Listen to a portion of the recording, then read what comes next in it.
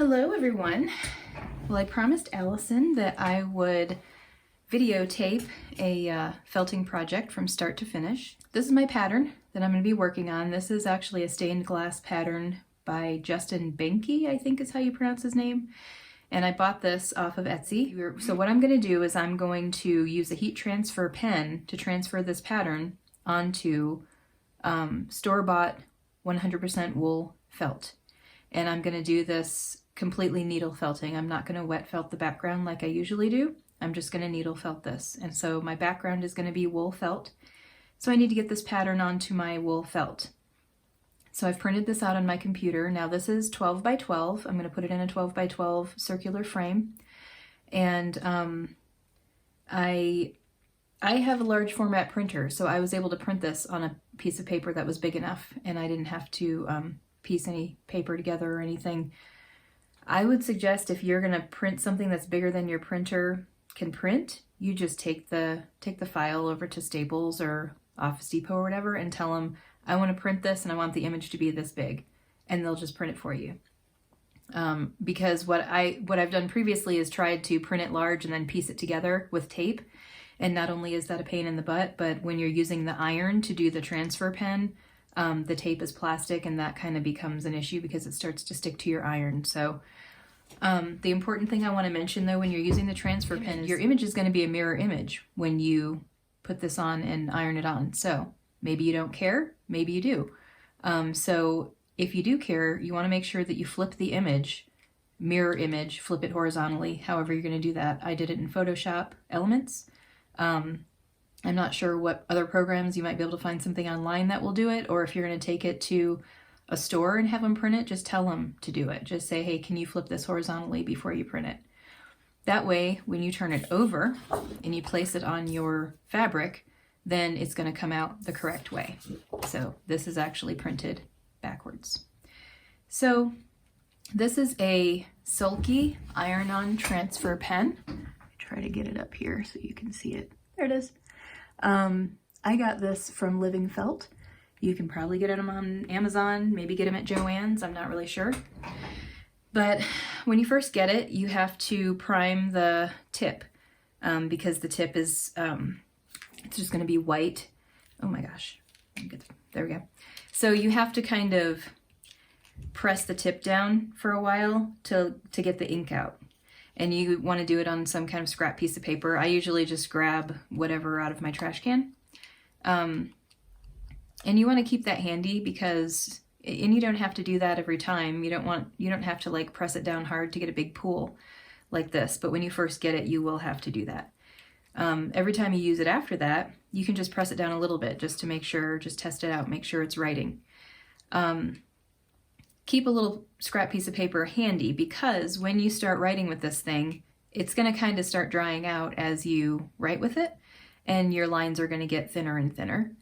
And I thought the first time I used it, I was like, oh, well, there's still a line there, so it'll be fine. Well, when I ironed it on, that line was not as dark as the lines where the ink was thicker. So you want to make sure that you're getting a nice thick line like that out of your pen everywhere you draw so that you can get a nice dark line on your fabric.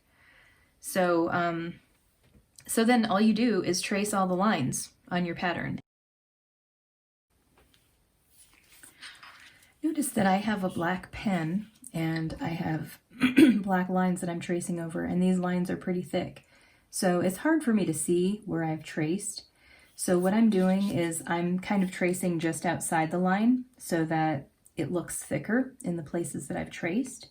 Another thing you can do is you can get a different color pen.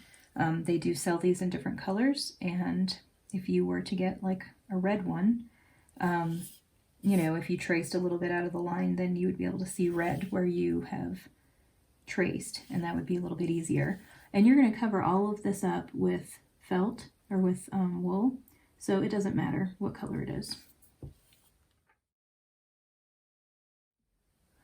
So now I'm going to iron my pattern onto my wool felt. This is the wool felt, got it at Joann's.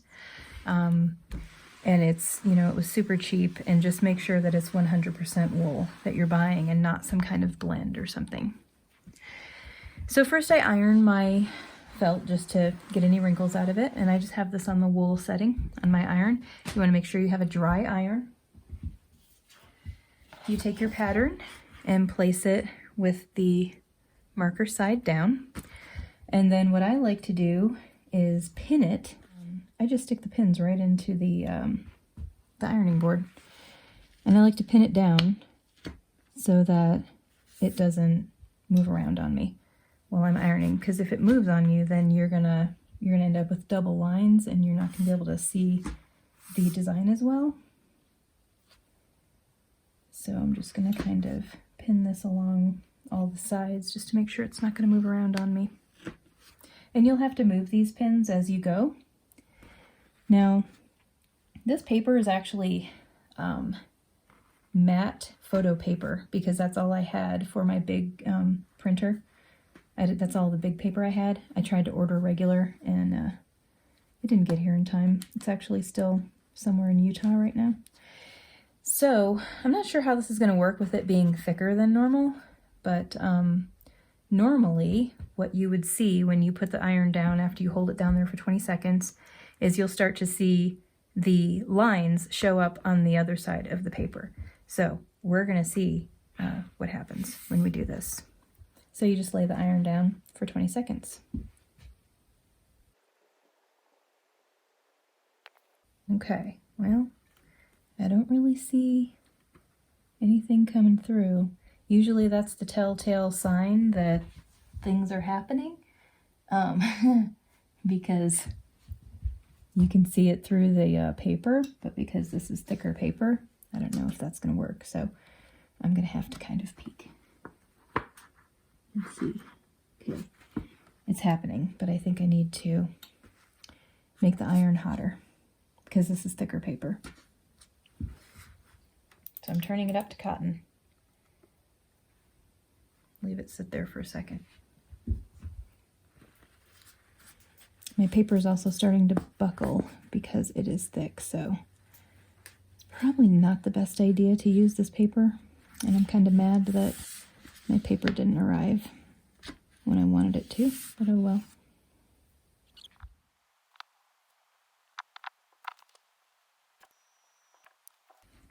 Ah, there we go. Now you can see the design on the side of the paper, so you know that it's transferring when you see this design. Okay, so I'm just going to keep going. I'm going to take this pin out. I think I'm going to leave it on there for longer.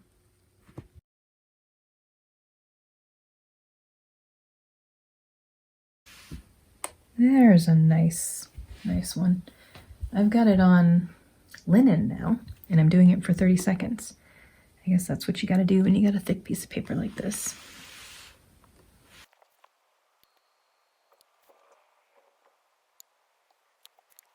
My iron is blinking at me. I think it thinks it's too hot.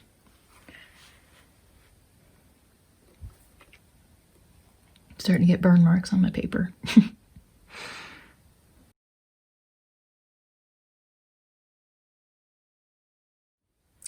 Okay, let's take this thing off, see what it looks like.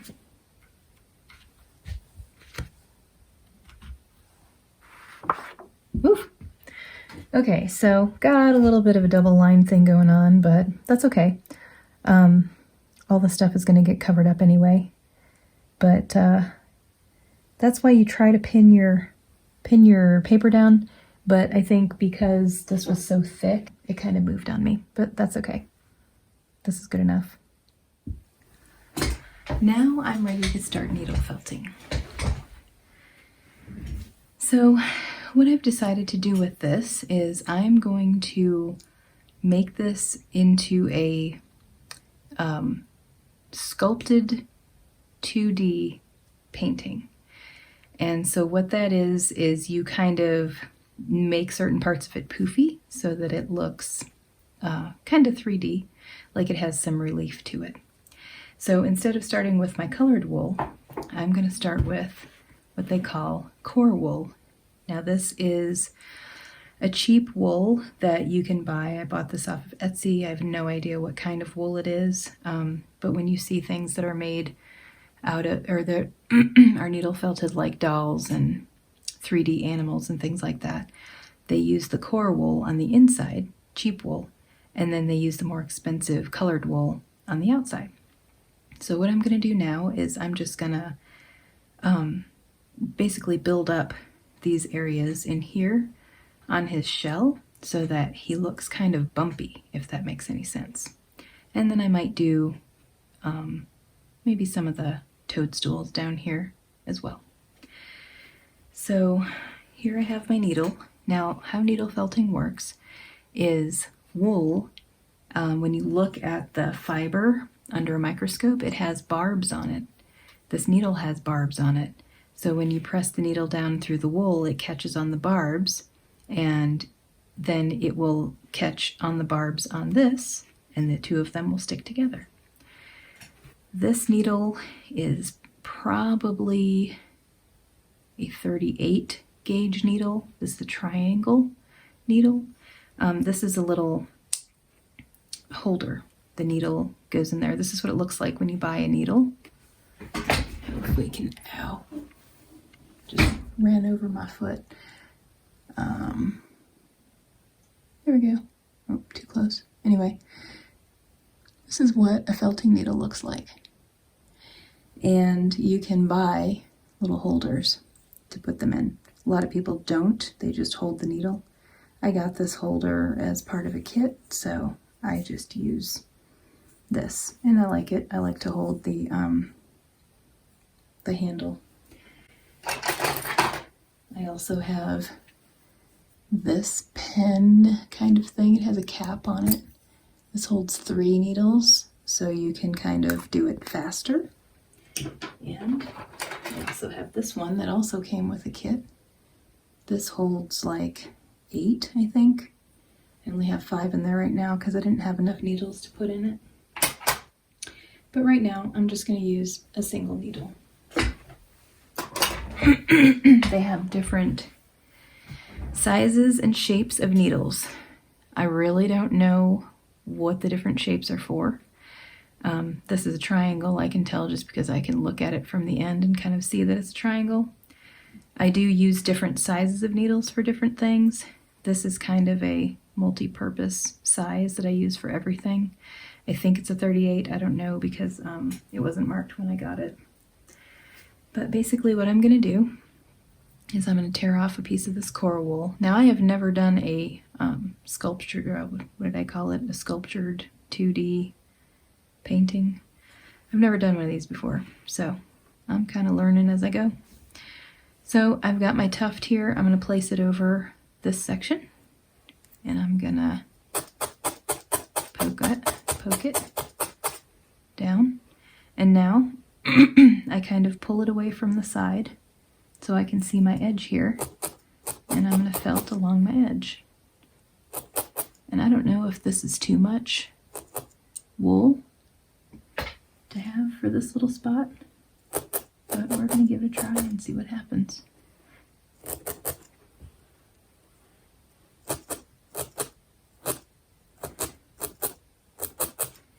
So basically I'm just felting it down along the edge of my line here.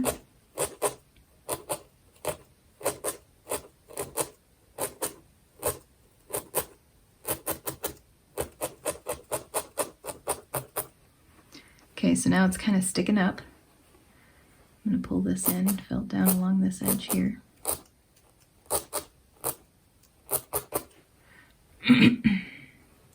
Now I'm going to go up here and get into this little corner.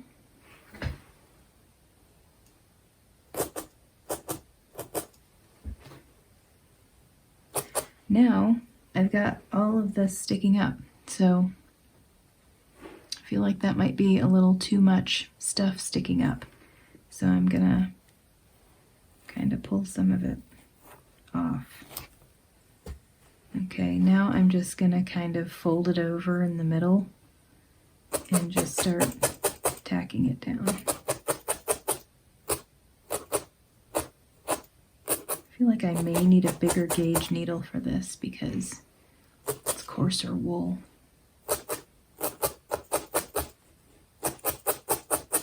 And this may be too much wool. It might end up being too poofy. I don't know. I'm learning right along with you today.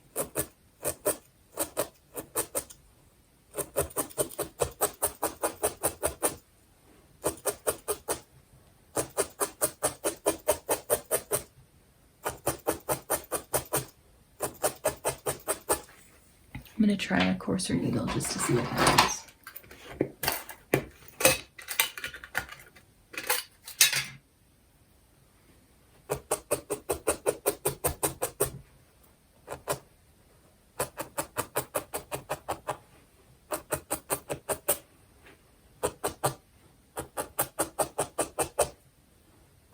So basically, I'm just going to keep poking at this thing until it gets to the consistency, I guess, that I want it to be.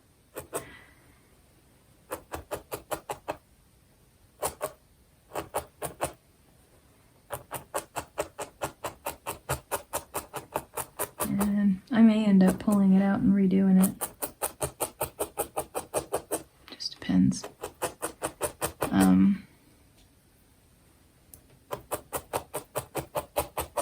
I kind of want it to be built up gradually, so I'm tacking down the edge so that it's pretty flat, and then I'm tacking down kind of closer to the edge so that it's not as flat, but it's flatter, and then I want the middle to stand up more.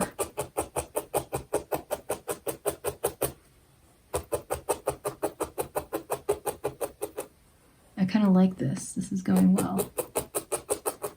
I just keep poking at it until it gets to what you want it to look like. I like that a lot. Looking good. I don't know if I can show this now.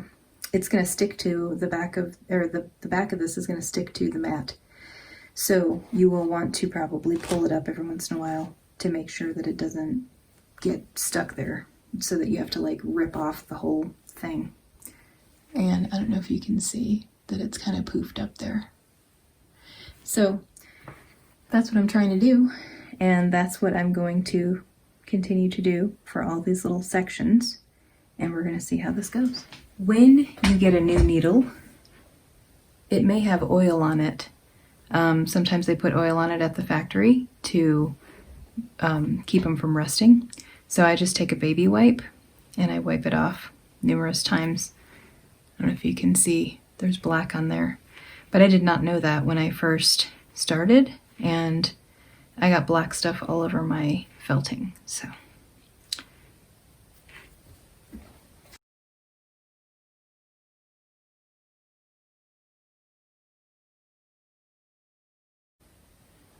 now you want to stab this until it feels kind of firm. This one feels firm. This, now that I have stabbed it enough so that it feels firm, is not as raised as this one. So I'm going to have to build this up with more core wool.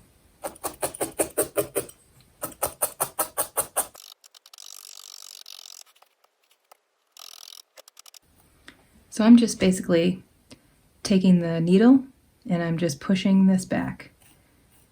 Just pushing it to wherever I want it and tacking it down.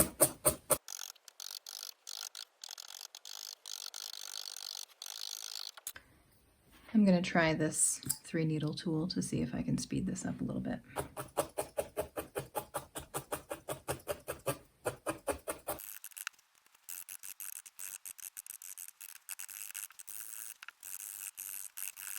Okay, this is starting to look a little better. Still not as poofy as this one. Gonna have to add more. I went and got a bigger gauge needle, and this seems to be working much better. Unfortunately, I have no idea what size this needle is, but it's gonna be bigger than 38 probably.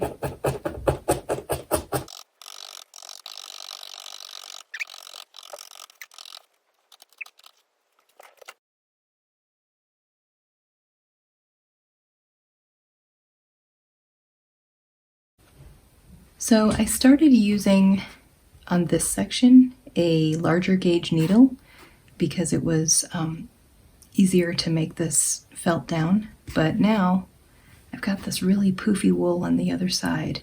It's pushed a lot of wool back through here, so I'm going to try to kind of trim this wool off so it's not so poofy.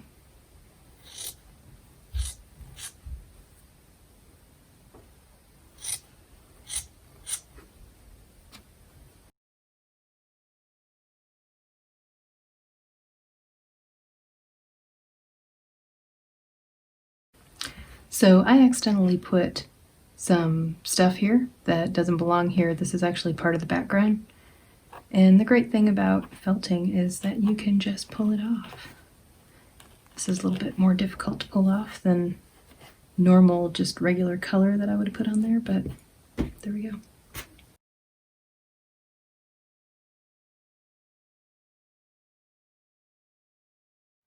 Okay, so I have all of my sculpting done on here, and so there's a couple of things that I wanted to point out.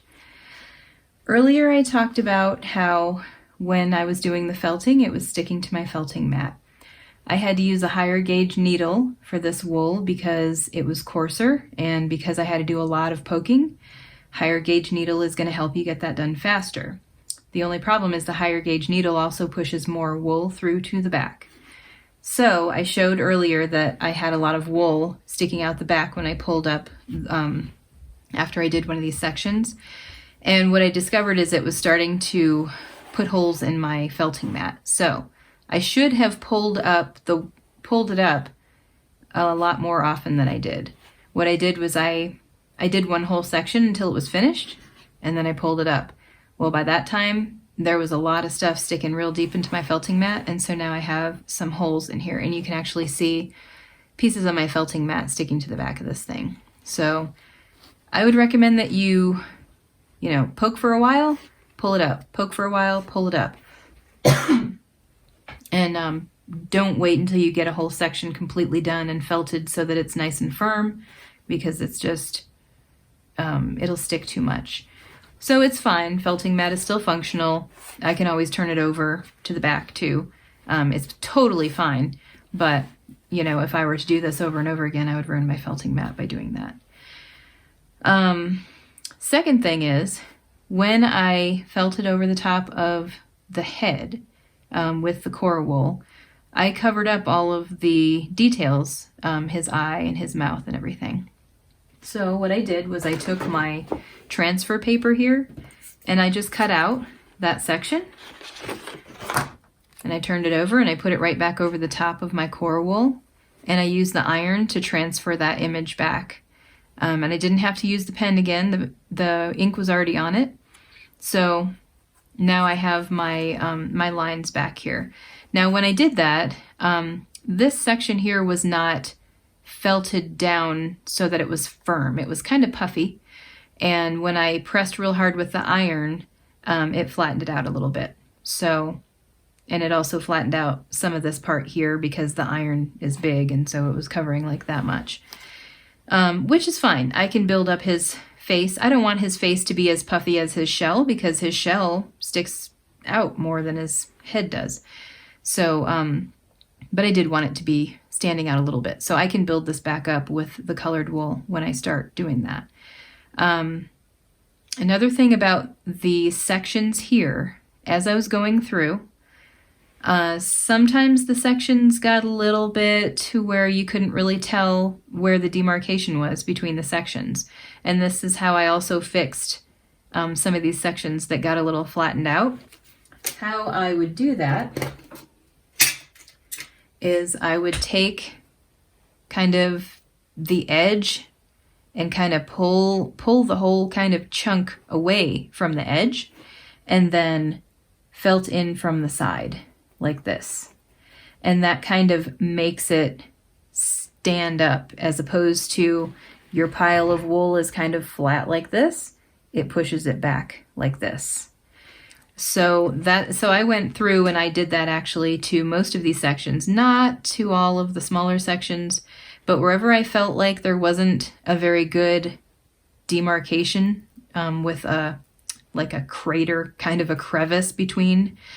I basically just took it like this and I pulled it away, and then I went like that and I felted it away from that crevice so that now we have these nice, actually this one could stand to do it. So I stick my fingernail in there, pull it away, and then felt away from the crevice. And it kind of felts this stuff so that it kind of angles up this way. So now that crevice is back there, and then you can stick your needle straight down into the crevice and make sure that all the wool that's in between is felted flat, flat, flat down inside in the crevice there. So that's what's going on with that. I did do some of my toadstools here because these toadstools are in front of the turtle. So this would look really weird if the turtle was poofy and the toadstools were flat, because the toadstools are sitting in front of him, so they should have some depth to them. Some of the toadstools are not. Like this guy, he could be behind, so I left him flat. This guy here could be kind of, well, he is behind this one, so I left him flat. I also made, if you see this toadstool here, this is actually the inside of the back of the toadstool. So I only did the front part so that I can see a difference in depth with this part that's kind of in the back. And I also made the stems not stick out as much as the top, because when you're looking at it, the top is going to be sticking out more towards you than the stem is. So I did that. I used a marker to draw the lines. I felted over this whole foot here, and so I went ahead and just used a marker to redraw those lines back on there. It's kind of ugly, doesn't matter because I'm going to be felting over it. I just needed to know where those lines were. So this is kind of his thigh, I guess, the top of his leg, and then this is his foot. That's what that is, and his little toenails. And then over here, I'm not actually sure if I'm going to use this line for anything, but it was there in the drawing, so I put it there. I may end up just ignoring that. This toadstool over here is not very poofy. I might decide to poof that up a little bit. I don't know. I feel like it's kind of in the back, so it doesn't really need to be poofy like these. And I just made it a little bit poofy so that it would give it a little bit of depth in comparison to the rest of it. Now, originally I was going to put this in a 12 by 12 or 12-inch diameter circular frame. I thought I had found one on Amazon, but now that I go look at it, either I can't find the one that I saw before or the one that I saw I don't like anymore. So I can't really find one that's not ridiculously expensive. So what I decided to do was I bought this charger from Target. And this is like a, it's like a thing that you would put your dinner plate on. This was $12 and it's gorgeous. And so what I thought I would do is use Velcro, which is how I attached, this is the only thing I've framed so far, and how I attached this to the cardboard that was in here was with sticky back Velcro. So I took the sticky part, I took the very toothy part of the Velcro and I stuck it to the cardboard, and then I just stuck the felting to the toothy part. So I didn't use the other side of the Velcro, like the softer side. And so that's how I'm gonna put this in this charger. The only problem is that the charger is 13 inches and this thing is 12 inches. So that only leaves like a ½ inch on either side to show this nice, beautiful wood. So what I think I'm gonna do is I'm gonna cut off this whole outer border here, which is fine until you get up here where you see this plant is kind of sticking out. So my options are I could cut the plant off and it could just end, but I think what I'm going to do is I'm going to cut around the plant and it's just going to kind of stick out. So it'll just be a little bit of added interest, I think, with it kind of sticking out outside the edge of it. And then I'll be able to see a lot more of my pretty wood that I have here.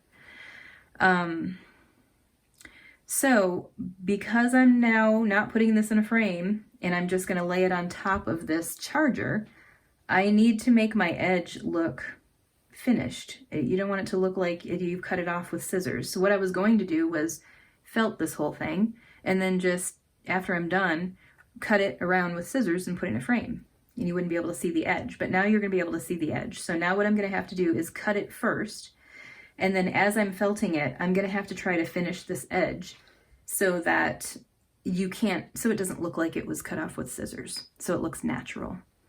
So that's going to be a challenge. I've never really done that.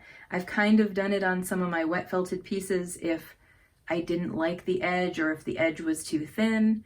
I've done a little of it, but not to this extent. So this is going to be another learning experience for me.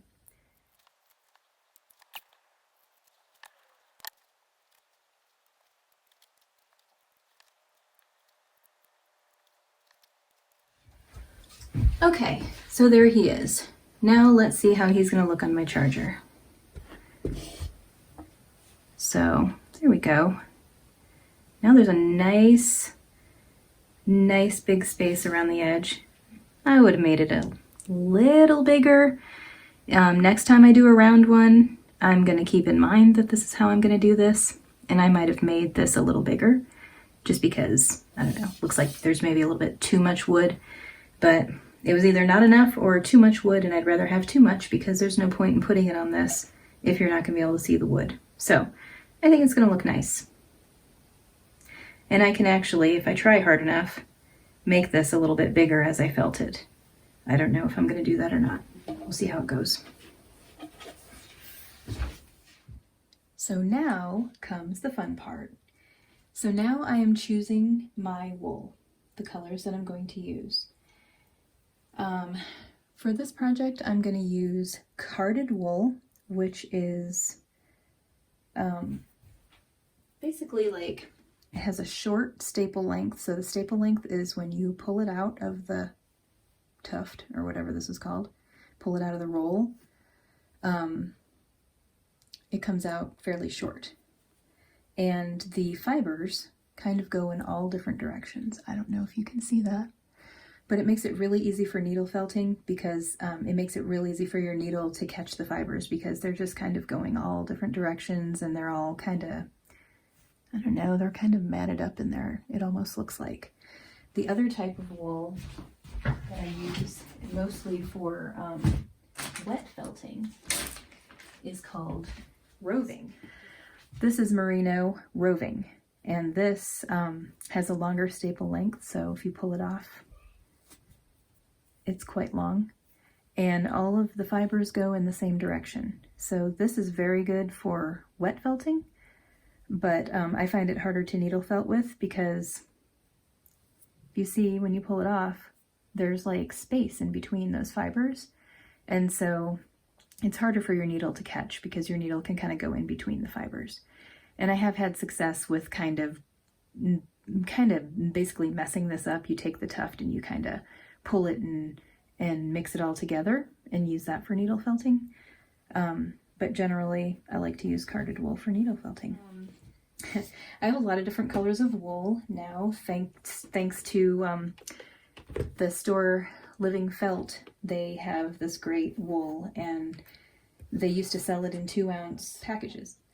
And that, it's expensive, and to buy a bunch of different colors, 2 ounces each, that's kind of a lot of wool, and I didn't really need that much, and I wanted a bunch of different colors. And so the one good thing that came out of coronavirus is they were short on supply because they weren't being able to get as much wool in as they used to, and so they started selling it in smaller quantities. So I was able to get a bunch of different colors in smaller quantities, so now I have a lot, which is great.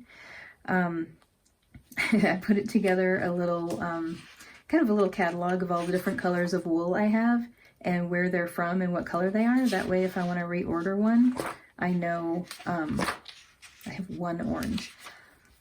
That way, if I want to reorder, I know where to go get it. Or if I'm trying to figure out, okay, I used this color here and now I want to use this color again. Which color was that again? I can kind of compare to what I've got on this paper and try to remind myself which color it was. So this is my paint palette. It's basically toilet paper tubes hot glued to a piece of cardboard. And then I kind of hot glued the toilet paper tubes together here and there so that they would, not fall off. And so what I do is I just take a hunk of my wool and I pull it off the roll and I shove it in there. And so I looked up some pictures of box turtles. So box turtles are kind of dark green and they've got yellow on them. So I'm going to be pulling out some yellows. I've got leaves up here, so I'm going to be pulling out a bunch of different greens. I've got mushrooms down here, so those are going to be red.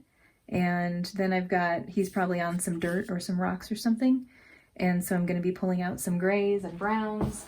And I'm also going to be using my favorite thing, which is texture. And these are called neps. These are a byproduct of the carding process, carding being how they kind of comb the wool to get it to a state where it's nice and smooth and silky. And so the carding machine makes all these little kind of nubby things, and they call them neps. These are soft neps, so they're kind of softer and they're bigger than regular neps. I'm not sure if everybody makes soft neps. I've only seen them really at this one place, which is Car Park Artisans in Colorado. Love her. She ships like ridiculously fast. I think she like lives next to the post office, and every time I order off of Etsy, I feel like she runs down to the post office with my box and throws it in there, and I get a shipping notice right away. This is another color. She mixes the colors together, which is also really cool. A lot of times you'll see neps sold just as one color, but I like the fact that she mixes a bunch of different colors together. So this one is Forest Floor, and this is Riverbed. Very cool. And then this one is called Toadworts. These are smaller. These are regular neps, and they're smaller and harder. So later on when I get to that part, I'll be showing how to use those. The other thing I wanted to show is that some wool, when you buy it, is all one color, like this. But some is actually a mixture of multiple colors. So this one has kind of chunky bits in it and streaks of different color. And things like this don't have as many chunky bits in it, but you can still see that they have streaks. And I really like the multicolored ones, just because a lot of my stuff I do is nature, and nature is not just all one color. And I think it just looks really nice when you have a piece of wool like that already has different colors in it, and you don't have to mix it together yourself. So a lot of these ones that I'm pulling for this project are kind of a mixture of different colors. Anyway, I've got a bunch of greens here because the turtle is going to be a bunch of different colors of green. The flowers are going to be a bunch of different colors of green. I've got yellow because the box turtle has kind of yellow and orangish markings on him. And I got my red for my toadstool. I ran out of room on here. I'm probably going to need some gray, might need some other colors too. I just kind of randomly mix colors together as I go, so I don't really have a plan, but I'm just going to go for it and see how it turns out. I am back to using my original needle that I tried to use at the very beginning. This is kind of my all-purpose needle, and I think it's a 38 gauge.